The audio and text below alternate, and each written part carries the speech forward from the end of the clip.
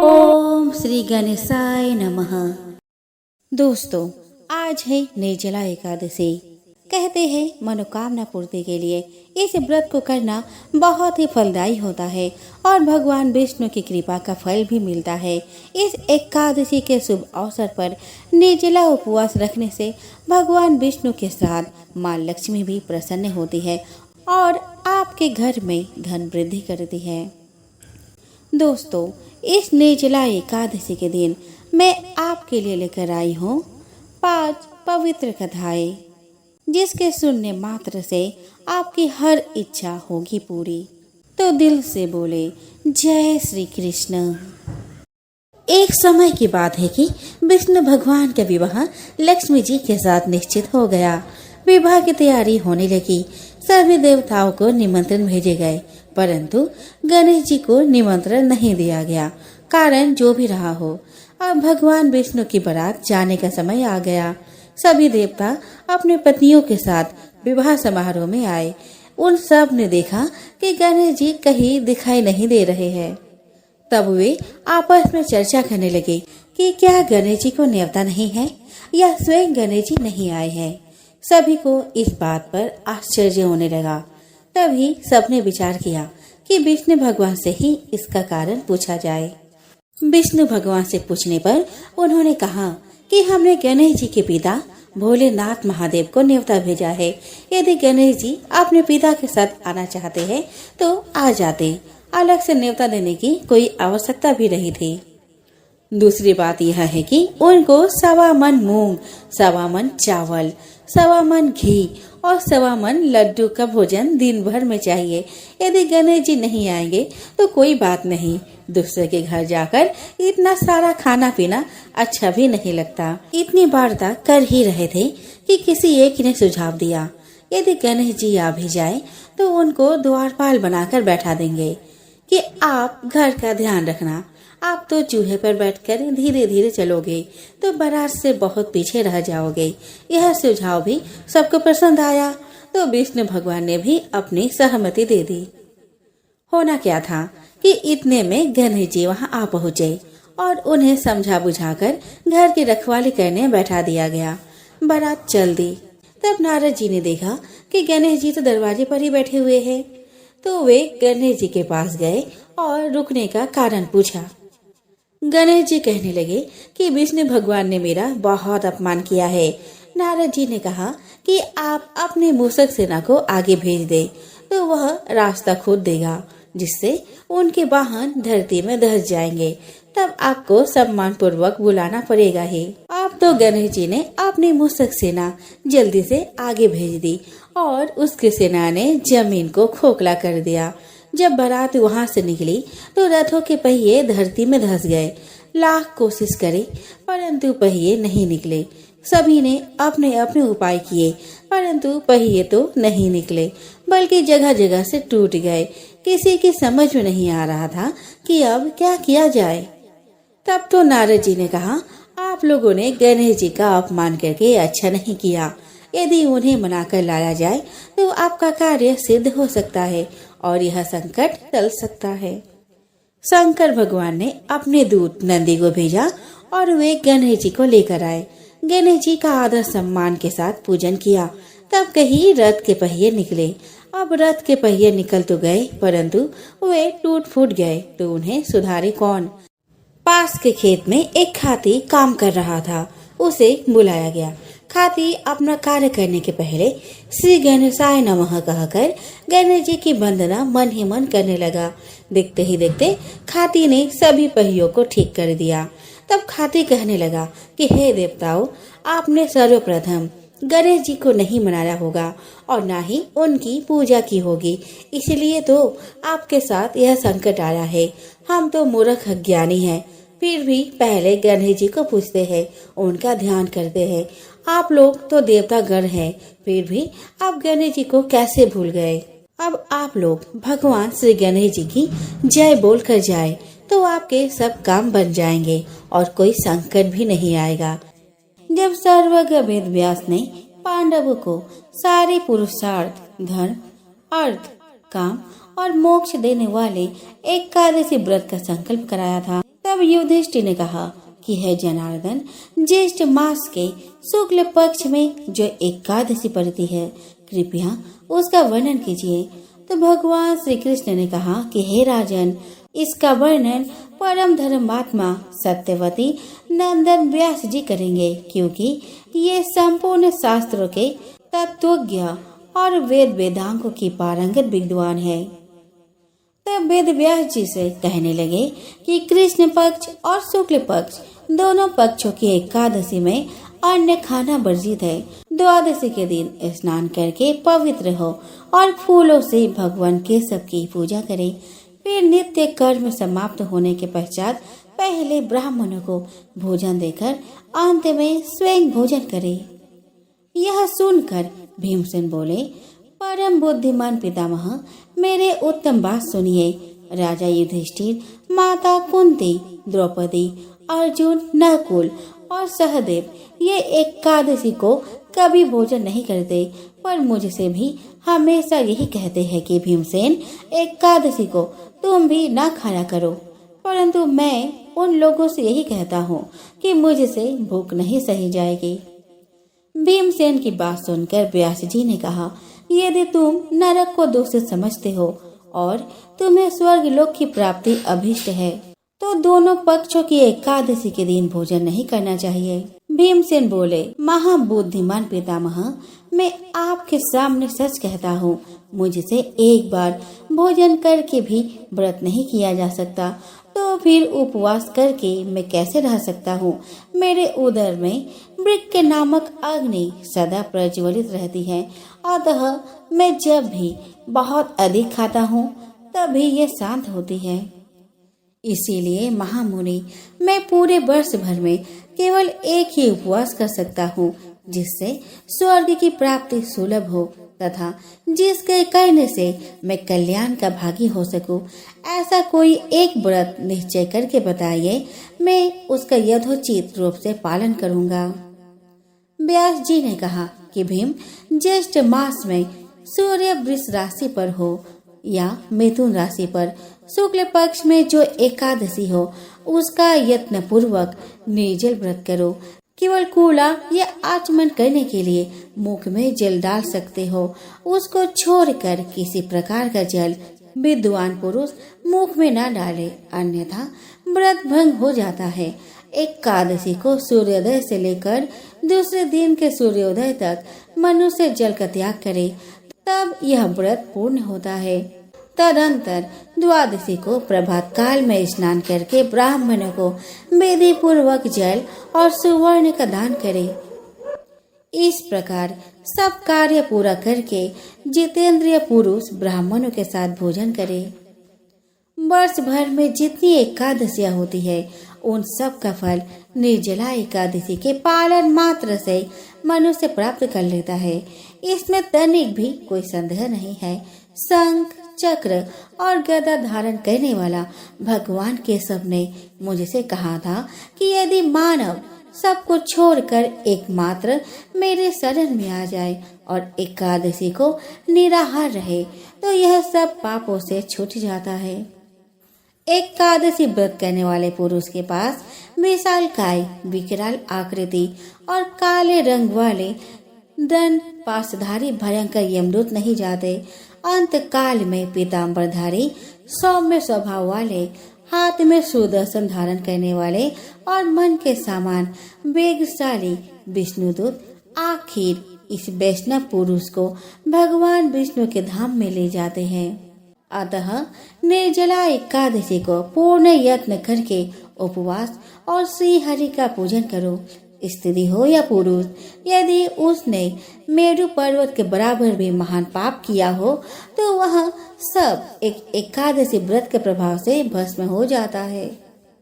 जो मनुष्य उस दिन जल के नियम का पालन करता है, वह पुण्य का भागी होता है। उसे एक एक प्रहर में कोटि कोटि स्वर्ण मुद्रा दान करने का फल प्राप्त होता सुना गया है। मनुष्य निर्जला एकादशी के दिन स्नान, दान, जप, होम आदि जो कुछ भी करता है वह सब अक्षय होता है। यह भगवान श्री कृष्ण का कथन है। निर्जला एकादशी को विधि पूर्वक उत्तम रीति से उपवास करके मानव वैष्णव पद को प्राप्त कर लेता है। जो मनुष्य एकादशी के दिन अन्न खाता है वह पाप का भोजन करता है। इस लोक में वह चंडाल के समान है जो मरने पर दुर्गति को प्राप्त होता है। जो ज्येष्ठ के शुक्ल पक्ष में एकादशी को उपवास करके दान करेंगे वे परम पद को प्राप्त होंगे। जिन्होंने एकादशी का उपवास किया है वह ब्रह्म हत्यारे, शराबी, चोर और गुरुद्रोही होने पर भी सब पातकों से मुक्त हो जाते हैं। कुंती नंदन, निर्जला एकादशी के दिन श्रद्धालु स्त्री पुरुष के लिए जो विशेष दान और कर्तव्य विहित है उन्हें सुनो।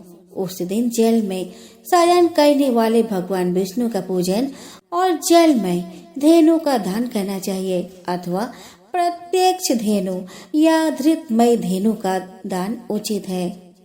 पर्याप्त दक्षिणा और भांति भांति के मिष्टानों द्वारा यत्न पूर्वक ब्राह्मणों को संतुष्ट करना चाहिए।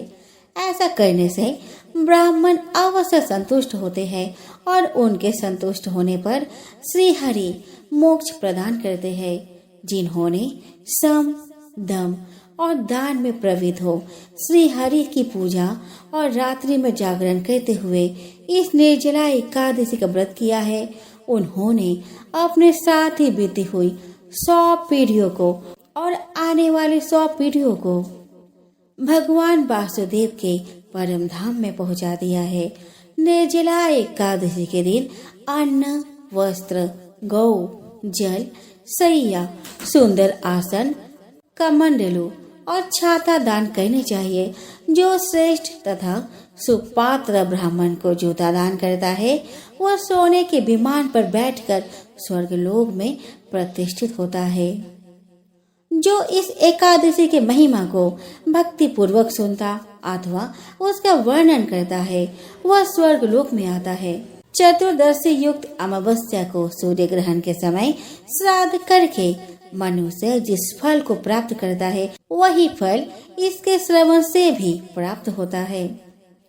पहले दंत धावन करके यह नियम लेना चाहिए कि मैं भगवान केशव की प्रसन्नता के लिए एकादशी को निराहार रहकर आचमन के सिवा दूसरे जल का भी त्याग करूंगा।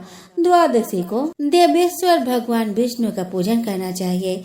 गंध, धूप, पुष्प और सुंदर वस्त्र से विधि पूर्वक पूजन करके जल के घड़े के दान का संकल्प करते हुए निम्नांकित मंत्र का उच्चारण करें।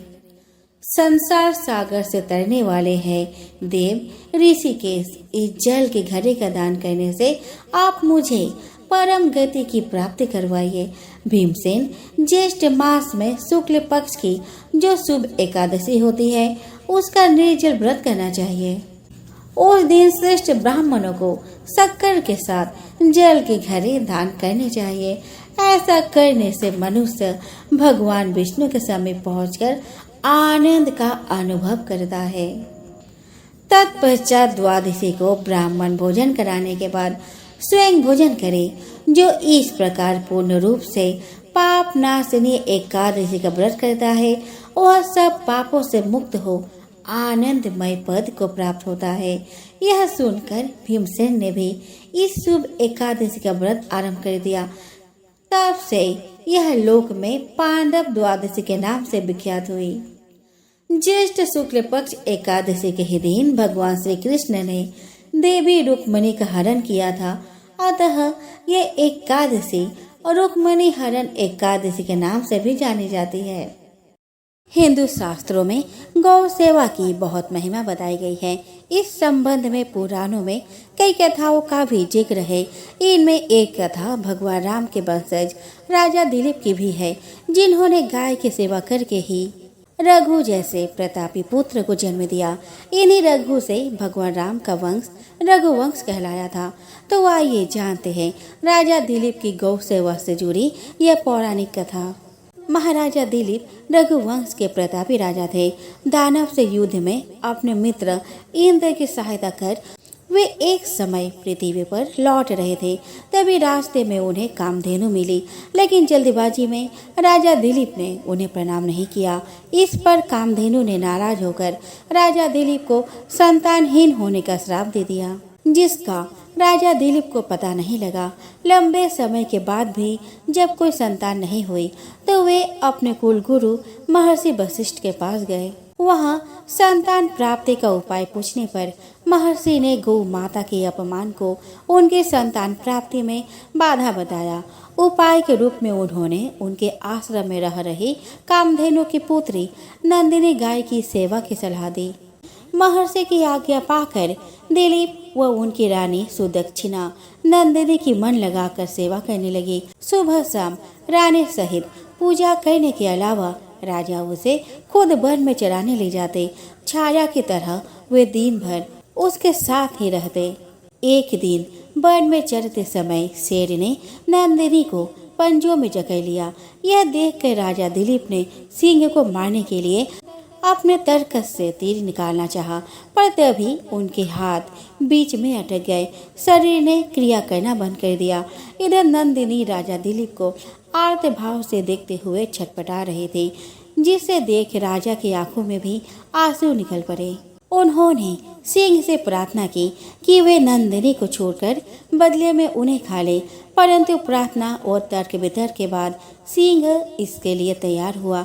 जिसके बाद राजा दिलीप ने अपने शस्त्रों को फेंक खुद को सिंह के सामने प्रस्तुत कर दिया। वे सिर झुकाकर सिंह से खाए जाने का इंतजार ही कर रहे थे कि तभी देवताओं ने उन पर फूलों की बरसात कर दी। पल भर में ही वह सिंह गायब हो गया। सिंह को अपने ही माया बताकर नंदिनी ने राजा की गुरु भक्ति और दया भाव पर प्रसन्न होकर वर मांगने को कहा।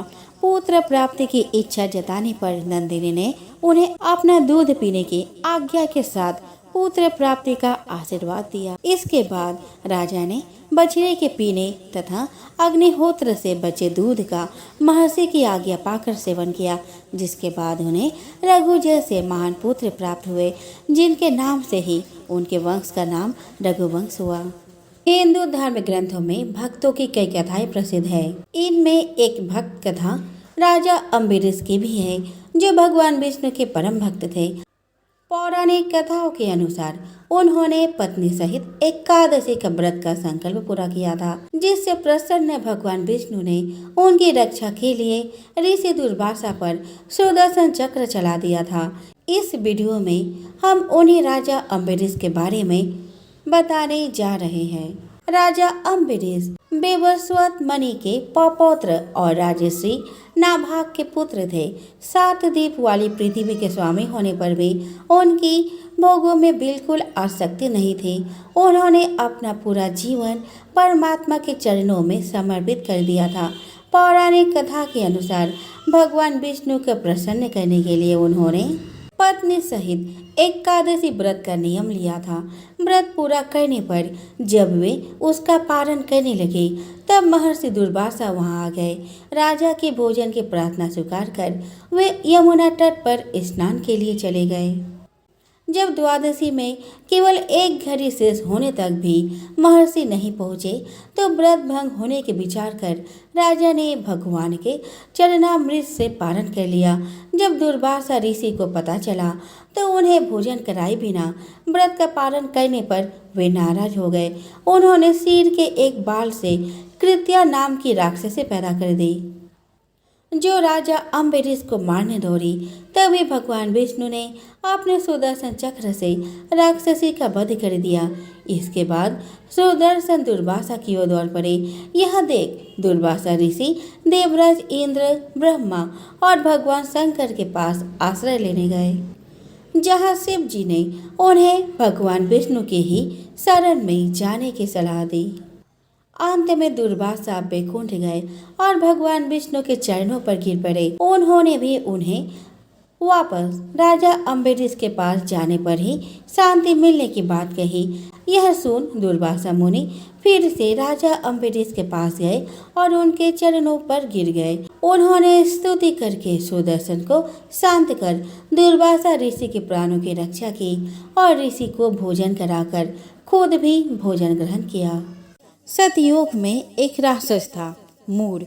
उसके पराक्रम के आगे इंद्रदेव, वायुदेव, अग्निदेव कोई भी टिक नहीं पाए थे। इस कारण उन सभी को मृत्यु लोक जाना पड़ा। हताश निराश होकर इंद्रदेव कैलाश गए।